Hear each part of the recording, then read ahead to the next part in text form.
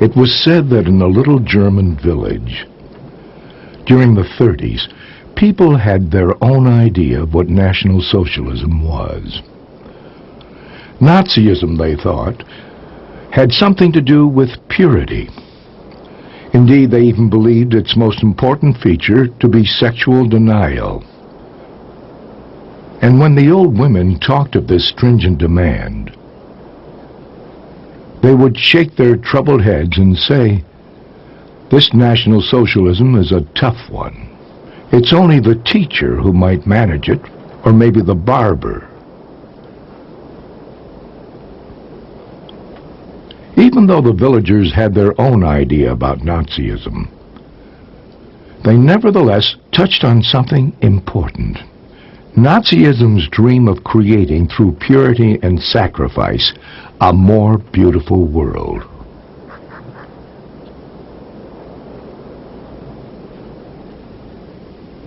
The Nazi gospel warns of a world about to collapse, an eternal twilight that threatens to engulf the earth. The Nazis claim to have discovered the source of this threat and took it upon themselves to eradicate it.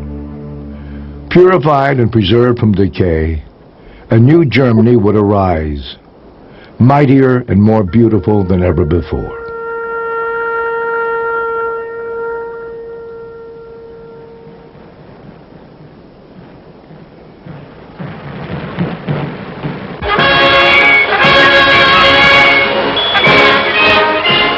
Germany celebrates German Arts Day in Munich, 1939. It is the Third Reich's last major art exhibit. Within 6 weeks, the Second World War would commence.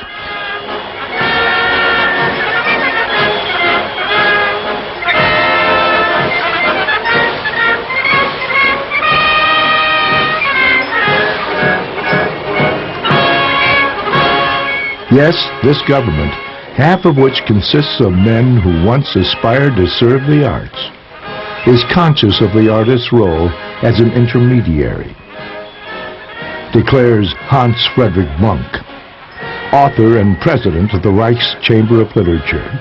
He continues, "This government, born out of the opposition to rationalism, knows the people's inner longings, their boundless dreams, to which only the artist can give form."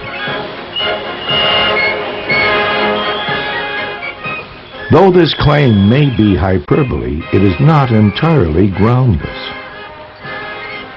Failed artists were characteristic of the leadership of the Third Reich.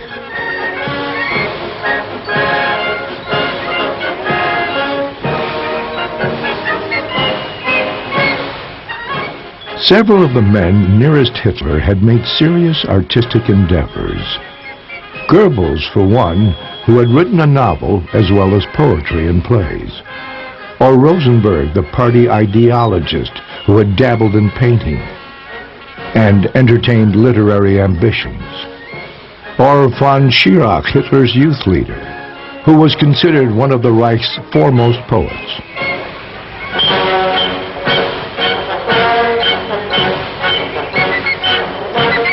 And Hitler himself, a failed painter who dreamt of being an architect. He never abandoned the dream. His artistic efforts extended into the 1920s. Pedantically drawn watercolors in the style of postcards.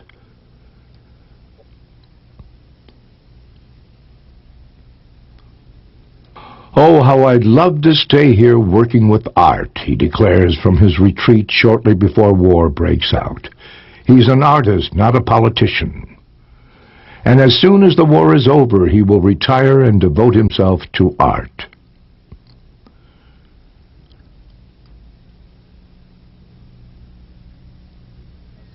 At 18, Hitler had unsuccessfully applied to the Academy of Art in Vienna. Refusal was a hard blow, but he hid his disappointment. Instead of returning to his home in Linz, he remained in Vienna. He drifts around Vienna, goes to the opera, paints a little, Occasionally he devotes himself to some far-fetched artistic project. He and his childhood friend August Kubitschek make an amateurish effort based on an idea that Richard Wagner abandoned to write an opera together. 3 years earlier, he and Kubitschek have had a decisive opera experience, and at the theater in Linz, they have seen Wagner's opera Rienzi.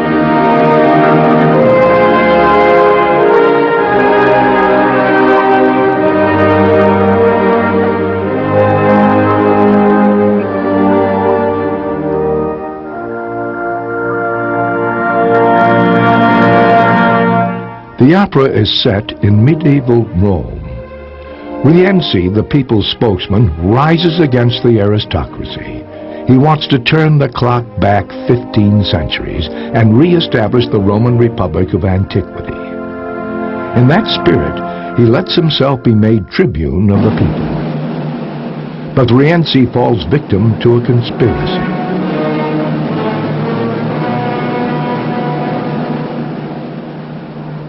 He fights his last battle in the capital as it crashes, burning around him.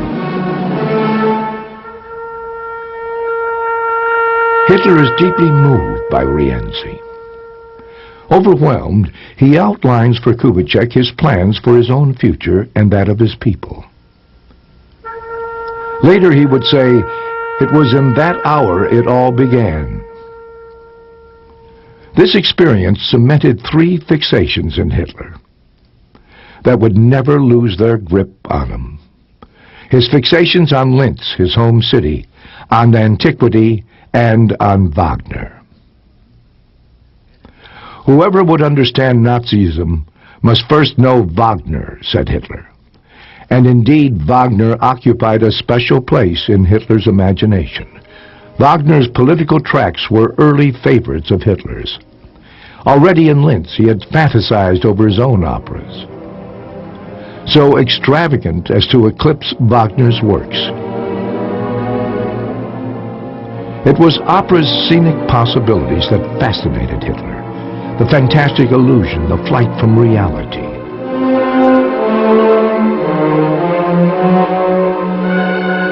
In Wagner, he saw his idol, creative artist and politician in one person.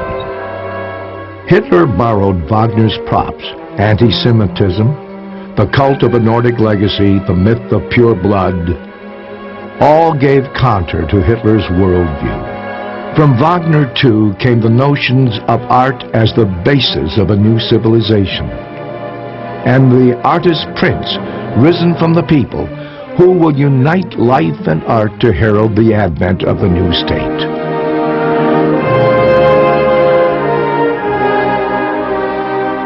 Hitler found use for his artistic bent in political work.